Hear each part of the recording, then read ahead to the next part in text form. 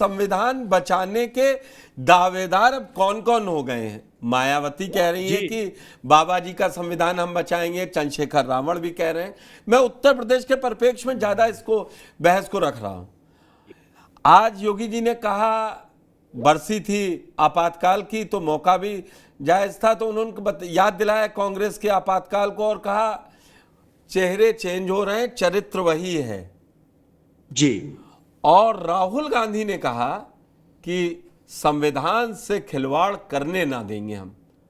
और आज अखिलेश यादव हों, राहुल गांधी हों, उत्तर प्रदेश के ज्यादातर विपक्ष के सांसद हाथ में संविधान को लेकर दिखाते हुए शपथ ले रहे थे। ये शायद मेरी यादगार में पहली बार ऐसा हुआ है, कम से कम नहीं तो नंबर थे। आप इसको किस तरीके से देखते हैं कि आप ये सियासी मुद्दा संविधान होगा? बहुत दिन जातिगत पॉलिटिक्स चली, कभी चला कि दलित किधर है, ओबीसी किधर है, अभी जैसे ब्रजेश जी कह रहे थे श्रवण कहा गया, कभी कांग्रेस के साथ था तो अब बीजेपी के साथ है। तो अब ये संविधान वाला नैरेटिव चलेगा क्या? उससे अब राजनीति सधेगी? जी देखा, कुछ एक चीजें हैं, मैं बहुत सारी चीजें तो माननीय जो पैनलिस्ट है मैं सुन नहीं पाया हूं और लेट जुड़ा हूं जी। सुनाई दे रही है मेरी आवाज? बिल्कुल बिल्कुल। हाँ, तो जितने लोग जुड़े हैं मैं तो सुन नहीं पाया हूं जी। दो चीजें हैं कि अब समय बदल गया है और बार बार हमको ये कहना चाहिए कि 75 साल का इतिहास, 75 साल में जो नहीं हुआ वो हम करने जा रहे हैं। तो 75 में तो बहुत कुछ नहीं हुआ था और बहुत स्पष्ट है कि जो कांग्रेस ने छोड़ा है उसी की लिगेसी को भाजपा ने आगे बढ़ा दिया है। संविधान एक ऐसा दस्तावेज है जिससे भारत ही नहीं किसी भी देश के संचालन के लिए उनके नियम कानून का दस्तावेज है। मुझे आज तक ये समझ में नहीं आ रही है भारत के नेताओं को और सरकारों को कि उनको संविधान अपने में खराबी नहीं समझ में आ रही है, संविधान में खराबी समझ में आ रही है। और भारत के संविधान में अस्पृश्यता निवारण से लेके संविधान की धारा 17 से लेकर के संविधान की धारा ये जो है क्या नाम है समता का अधिकार जो है 14 से लेके 15 से लेकर के सारे अधिकार है। धार्मिक स्वतंत्रता का अधिकार है, सभी लोगों को आजादी है, धर्मनिरपेक्ष संविधान है। तो मुझे ये समझ में नहीं आ रही कि अब ये लोग चाह कौन सा संविधान रहे हैं। आखिर उस संविधान कुछ तो क्लियर बता दें कि हम ये चाह रहे हैं।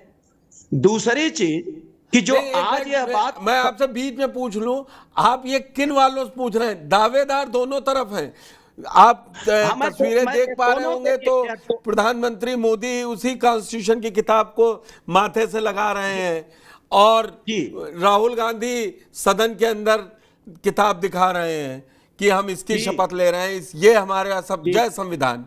कुछ भी पूछा, आज पूछा गया कि टीएमसी स्पीकर के मुद्दे पर आपसे सहमत नहीं है, बोले जय संविधान। तो ये आप जो सवाल उठा रहे हैं किस पक्ष से उठा रहे हैं कि कौन संविधान को नहीं समझ रहा?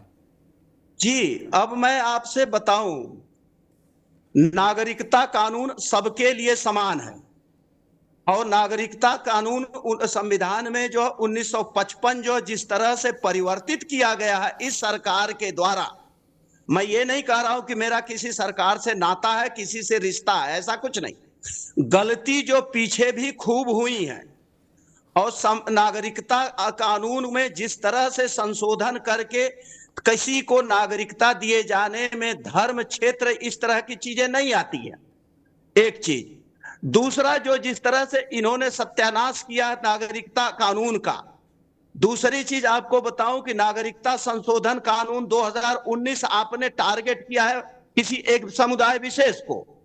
मैं इसको कहता हूं और पीछे चलिए, नागरिकता संशोधन कानून 2003 है, जो 2003 नागरिकता संशोधन कानून अटल बिहारी वाजपेयी सरकार में आया है और संविधान समीक्षा का मामला भी जो माननीय अटल बिहारी वाजपेयी की सरकार में आया है। 2000 संविधान जो नागरिकता संशोधन कानून 2003 में बड़े पैमाने पर दलित जातियों को 1 करोड़ 1.5 करोड़ से ज्यादा लोग हैं जो आज भी नागरिकता विहीन जिंदगी जी रहे हैं। और आज यह सरकार उनसे नेगोशिएट कर रही है 2024 के चुनाव से पहले कि आप अपने आप को कह दीजिए कि मैं हिंदू हूं, तो आपको नागरिकता बहाल कर दी जाएगी, चाहे उड़ीसा हो, चाहे बंगाल हो, चाहे आसाम हो, चाहे दूसरे राज्यों में जो लोग नागरिकता, दलित समाज के लोग नागरिकता विहीन मैं महेंद्र जी समझ गया। मैं इस पर जरा ब्रजेश जी से एक पॉइंट ले लूं, फिर आप पास लौटता हूं। ब्रजेश जी, जो महेंद्र जी ने एक बड़ा टेक्निकल पॉइंट नहीं कह के सियासी पॉइंट भी उठाया है कि जो ये बता रहे हैं कि दलितों को लेकर अब सरकार जैसे, और ये गुस्सा बड़ा, और आगे 3 राज्यों में जो चुनाव हैं, हरियाणा, झारखंड, महाराष्ट्र, ये बहुत बड़ा लिटमस टेस्ट है। इन तीनों जगह दलित, आदिवासी अच्छे नंबर पे हैं और अल्पसंख्यक भी। तो जो इस तरीके की बातें आएंगी, और ये आज पहला दूसरा दिन है, संसद के अंदर से ज्यादा सरकार को चिंता सड़क भी करनी पड़ेगी। देखिए, अब सरकार को बहुत लेवल पे चिंता करनी पड़ेगी। सबसे बड़ी बात आपने जो कहा कि 3 राज्यों का चुनाव, मुझे लगता है सबसे अति महत्वपूर्ण चुनाव है हरियाणा और महाराष्ट्र का। यदि इन 2 चुनाव में, जहां भारतीय जनता पार्टी उनके कोalition की सरकार है, यदि ये महाविकास आघाड़ी और कांग्रेस जीत जाती है, तो आप यकीन मानिए भारतीय जनता पार्टी के लिए बेहद तगड़ा झटका होगा। और उसके इन 2 हार के बाद आप जो एक तेवर और कलेवर जो देख रहे हैं, ये उसका दुगना आप देखेंगे संसद के अंदर। ये भी फैक्ट है कि जब आप जीतते हैं ना, जब सफलता, आप इसको देखिएगा, जब सफल होते रहते हैं तो हर चीज आपके फेवर में होती है। लेकिन जहां सफल होते हैं, भारतीय जनता पार्टी एक ऐसी पार्टी थी कि 4 जून के पहले, मैं बार बार 4 जून को कोट करता हूं, 3 जून तक कोई ये कह दे, नहीं, मैं कह रहा हूं कि 3 जून को कोई ये कह दे कि भारतीय जनता पार्टी के अंदर किसी प्रकार की इस तरह से आंतरिक कलह खुल के आएगी तो कोई नहीं मानेगा। लेकिन 5 जून से नहीं, मैं दूसरी चीज मैं कह रहा हूं, संगीत सोम, संजीव बालियान के प्रति जिस तरह से चल रहा है, आपस में खुल के कलह सामने आ रही है, और जिस तरह से भारतीय जनता पार्टी में तमाम खेमेबंदी और गुटबाजी हो रही है, ये स्पष्ट है पुष्कर कि अब सब कुछ एक उतना सही नहीं है जो कुछ समय पहले तक लगता था एकदम सही है। और दलित है, चाहे पिछड़ा हो, चाहे अल्पसंख्यक हो, जिस तरह का, जिस भारतीय जनता पार्टी ने, ऐसा नहीं कि दलित को वू करने के लिए कम प्रयास किया है, लेकिन जिस तरह से समाजवादी पार्टी ने जो पीडीए वो किया, उसके बाद से आप देखिए जो उनको पॉलिटिकल डिविडेंड मिल रहा है। गिरीश जी, ब्रजेश जी का सीधा कहना है कि बीजेपी ने बहुत कोशिश की लुभाने की, फ्री अनाज भी दिया, शौचालय के नाम पर, आवास के नाम पर, मतलब ऐसा नहीं है कि इस सरकार में अपलिफ्ट हुए नहीं। जो निचले पायदान पे थे उनका जीवन स्तर बढ़ा है, और 2 चुनावों में नंबर ऑफ वोट्स भी मिले हैं, जहां तब कहा गया दलित छिटक कर मायावती से यहां पहुंच गया, ये हो गया। आज बीजेपी के पास क्या वोट बैंक है? आज अगर ये स्थिति रहेगी, जिस तरीके से मायावती ने भी आज कास्ट सेंसस की बात कर दी कि कास्ट सेंसस होना चाहिए, अब तो ये गले की हड्डी बन जाएगी। जेडीयू जो वहां करा के बैठी है बिहार में, और टीडीपी क्या कहेगी वो जब उनके साथ थी पिछले 19 में। अब सरकार के लिए स्टेप बाय स्टेप अगर पूछे तो ये तो इनके लिए समस्याएं बढ़ती हुई नजर आ रही हैं। मुझे काशीराम जी का एक वाक्य याद है कि रोटी बड़ी या सम्मान, वो कहते थे सम्मान बड़ा है। तो मैं ये कहना चाहता हूं, जो 5 किलो अनाज और जो ये जो शौचालय दिए गए, वो बहुत छोटे पड़ गए जब संविधान की रक्षा का सवाल और रोजगार का सवाल आ गया।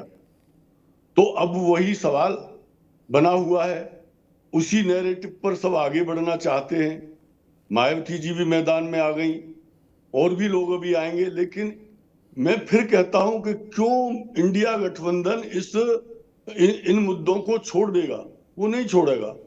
और अभी अभी हाल फिलहाल बीजेपी ने आज भी संसद में श्री राम जय श्री राम के नारे लगाए। उनके सांसद ने हेडगेवार बरेली, और वो जो बरेली के सांसद में आ रहा था, मैं महेंद्र जी से वही सवाल लेने जा रहा था। बरेली के सांसद छत्रपाल गंगवार ने आज नारा लगाया ब्रजेश जी कि जय हिंदू राष्ट्र, जय श्री राम, जय हिंदू राष्ट्र।